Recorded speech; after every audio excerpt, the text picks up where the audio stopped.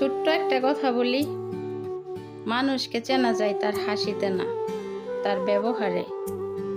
কেউ আপনার সাথে ভালো ব্যবহার করলেই সে আপনাকে ভালোবাসে এমনটা নয়, আবার কেউ চুপ থাকলেই সে আপনাকে ভুলে গেছে এমনটাও নয়। কিছু মানুষ মুখে কিছু বলে না, কিন্তু তাদের যত্নটা নীরবে বুঝিয়ে দেয়। তাই মানুষকে কথাই নয়, তার কাজে চিনুন। সত্যিকারের মানুষগুলো খুব বেশি কথা বলে না, কিন্তু তারা পাশে থাকে।